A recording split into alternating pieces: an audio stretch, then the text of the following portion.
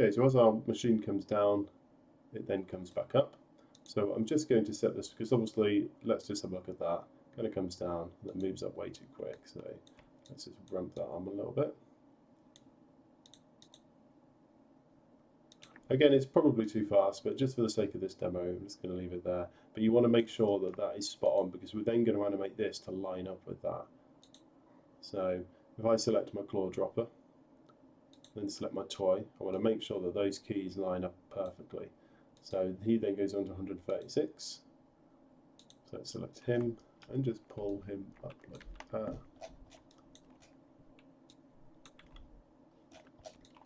Then hit 5 on my keyboard just to see it.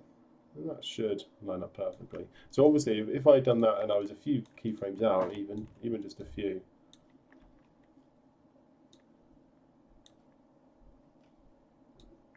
then we hit play. You see how obviously that's not going to line up, is it? So you need to make sure that that start frame and end frame are exact,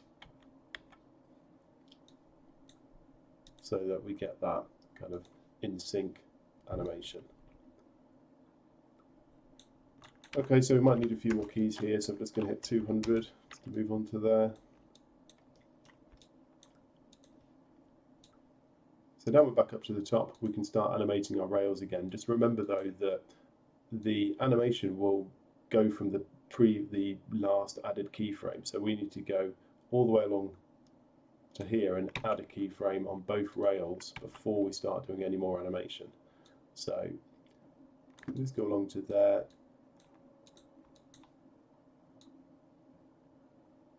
Maybe he's going to come across to there.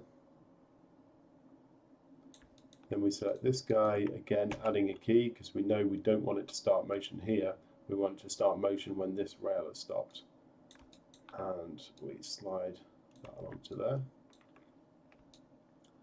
And we'll need to do the same again, so using these buttons, of course, make it more precise.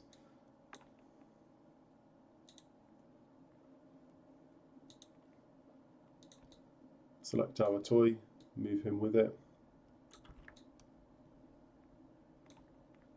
And then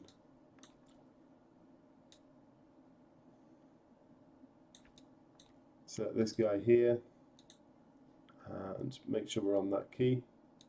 Again, using these, and just slide it onto there. You can make this all much quicker, by the way, by using the shortcuts. So we have shortcuts for these as well. I think it's full stop and yeah, full stop and comma.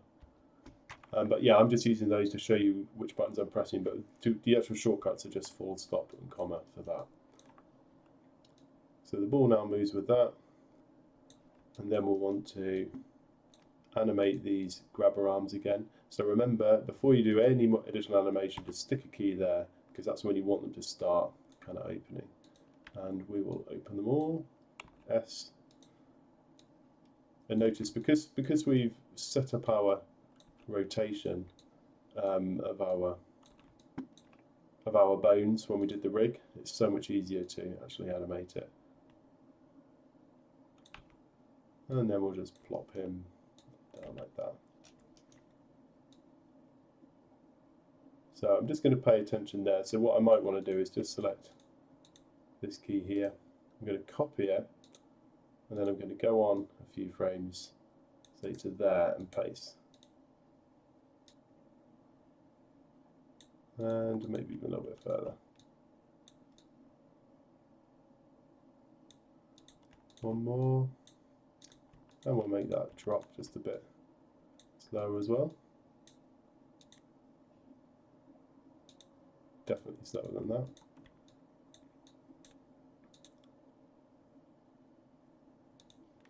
Okay, so that should kind of be it. Let's just watch that back. So obviously we have all sorts of little timing issues and things, making sure the speed is right, but that's the kind of general pipeline for it. So when you come to tweaking speed, make sure you've got all of your bones selected.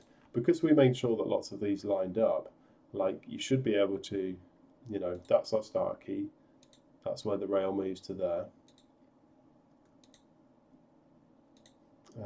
Just let me check what that one does.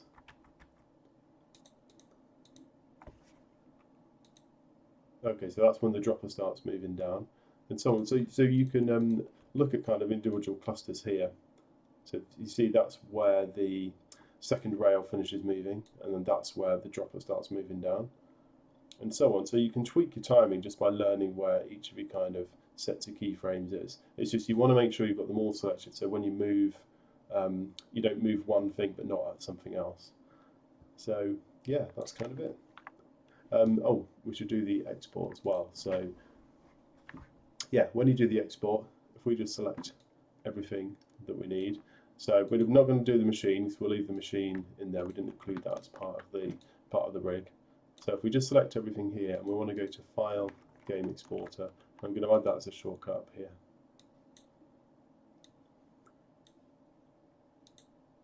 In our settings, tick on animation, and what we want to do is tick this little options box here. Now I've got some screenshots of this, so I'll make sure I include those.